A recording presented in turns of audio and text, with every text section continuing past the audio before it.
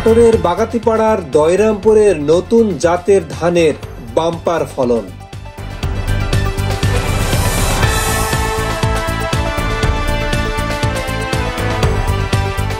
কৃষি কর্মকর্তাদের উপস্থিতিতে মাঠে উচ্ছ্বাস।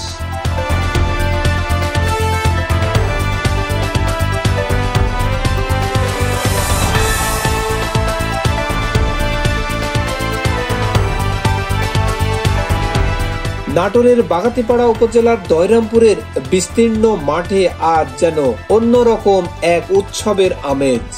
নবান্নের ভরা মৌসুমে মাঠ জুড়ে সোনালী ধানের সমারোহ দেখলেই মনে হবে মাঠে যেন সোনা ঝরে পড়ছে। এই নতুন জাতের ধান দেখতে প্রতিদিনই ভিড় জমাচ্ছিল শত শত মানুষ। কেমন হবে ফলন, কত দেবে এই নতুন জাত, এমন নানা প্রশ্নের জট খুলে গেল আজ। মাঠেই উপস্থিত ছিলেন কৃষি সম্প্রসারণ অধিদপ্তর নাটোরের অতিরিক্ত উপপরিচালক শামসুন্নাহার ভূঁইয়া স্যার, বাগাতিপাড়া উপজেলা কৃষি কর্মকর্তা, উপ সহকারী কৃষি কর্মকর্তা সহ বিপুল সংখ্যক কৃষক। সবার উপস্থিতিতে ধান কেটে ফলন নির্ধারণ করেন বাগাতিপাড়া কৃষি অফিসার ডক্টর ভবসিন্ধু রায়।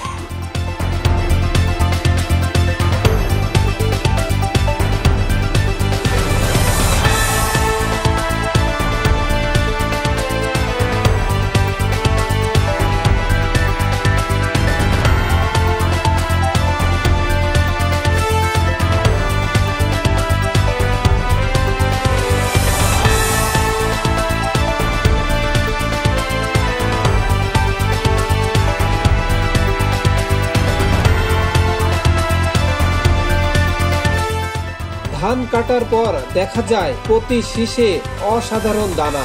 একজন কৃষক গুণে জানালেন একটি শীষে 400 দানা।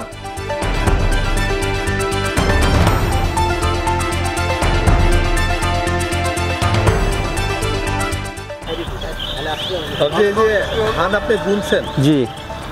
তো কেমন পাইলেন ধান? 400। একটা শীষে 400। তো এই 400 ধান, এটা কি কম মনে হচ্ছে না বেশি? না, বেশি। এ ধানের ফলন কেমন হবে মনে হচ্ছে এখন এটি মাড়াই করার পর? আপনার অভিজ্ঞতা থেকে কি মনে হচ্ছে, বেশি হবে? বেশি হবে, মানে 20 মণ পার হবে। এটা তো নতুন ধান। জি। এই ধান আপনি কি সামনেবার করবেন কিনা? জি। কেন করবেন? ফলন বেশির জন্য। বেশির জন্য? মানে এই মাঠের মধ্যে কি এই ধানকে সেরা বলা যায় কিনা? সেরা। সেরা সেরা।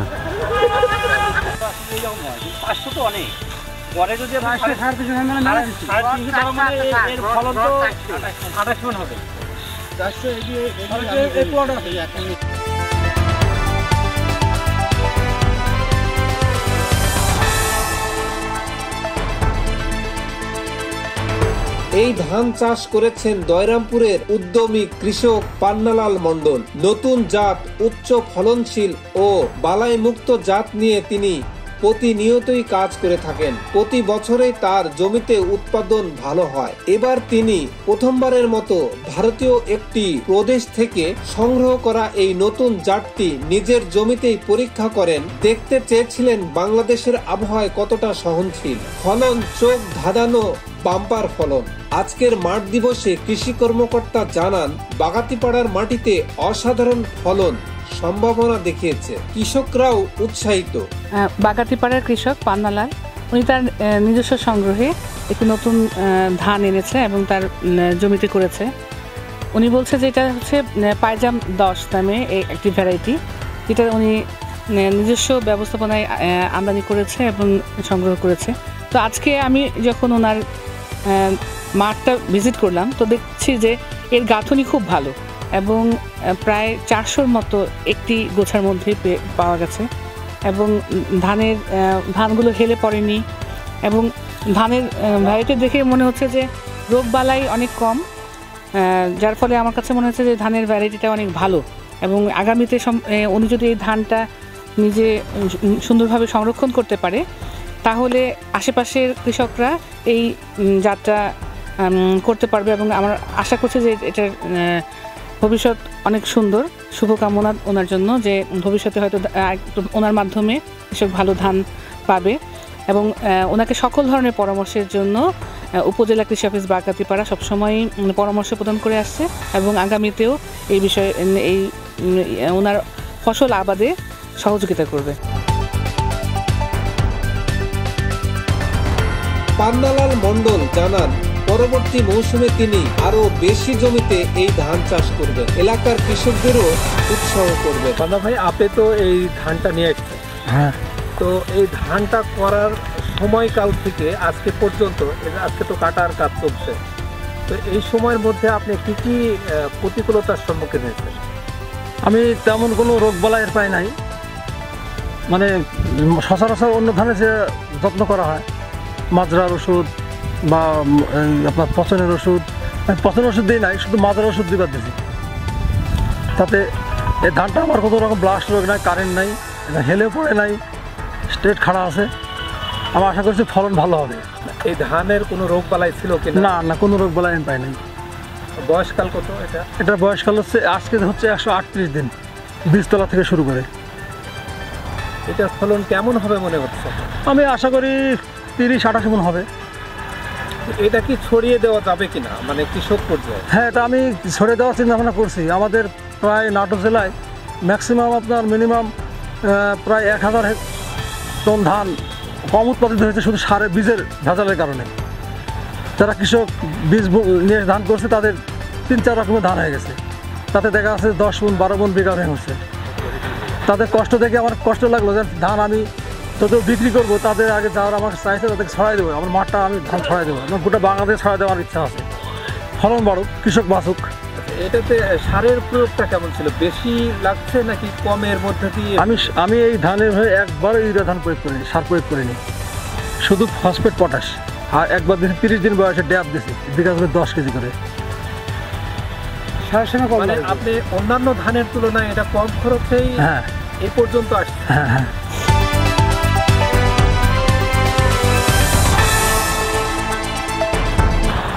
দাদা, আমি আপনার পরিচয়টা জানতে চাচ্ছিলাম। আমি খগেন্দ্রনাথ মণ্ডল, আমি একজন স্কুল শিক্ষক।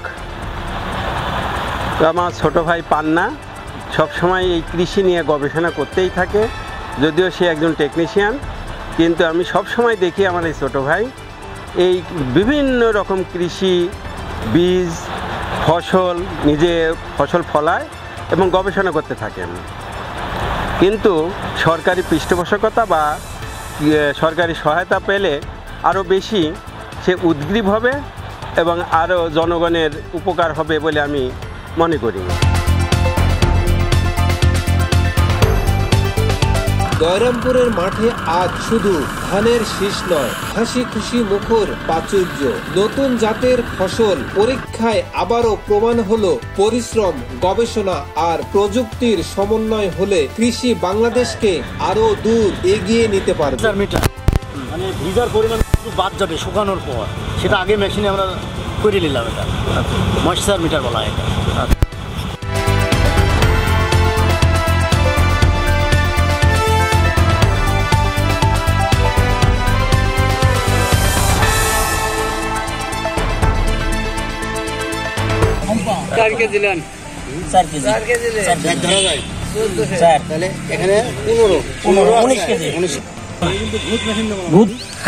আমরা আজ মিস্ত্রিপাড়া গ্রামের পান্নালাল দাদার জমিতে নমুনা শস্য উৎপাদন করলাম, এর রেজাল্ট প্রকাশ করছি।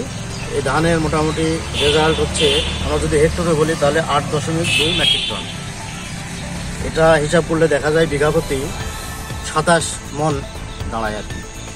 তাতে দেখা যাচ্ছে এই মৌসুমে 27 মণ হওয়া মানে ভেরি ভেরি গুড।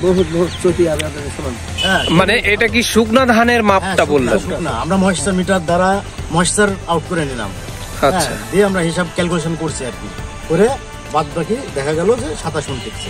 তাহলে আমরা কি এই মুহূর্তে সিদ্ধান্ত নিতে পারি কিনা যে এটা বীজ হিসাবে গোটা বাংলাদেশ ছড়াই দিতে পারি? হ্যাঁ হ্যাঁ হ্যাঁ, এটা অবশ্যই ছড়াই দিতে হবে, যাতে এই মৌসুমে আরো পর্যবেক্ষণ রাখছিলাম এই ধানটা যে রোগ বালাইটাও কম।